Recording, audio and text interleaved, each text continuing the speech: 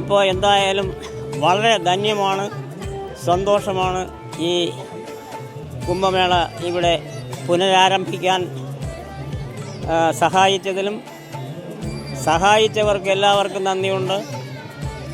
ഈ രാജ്യത്തിൻ്റെ ഈശ്വരൻ്റെ സ്വന്തം നാടായ ഈ കേരളത്തിൽ ആർഷ ഭാരത സംസ്കാരത്തിൻ്റെയും സനാതന ധർമ്മ ധ്വംസനത്തിനും എതിരായി ഹിന്ദുക്കൾ ഒന്നിക്കാതെ തന്നെ ഈ സനാതനം എന്നാൽ എന്ത് എന്ന് ചോദിച്ചാൽ നശിക്കാത്തത് എന്താണോ അതാണ് സനാതനം.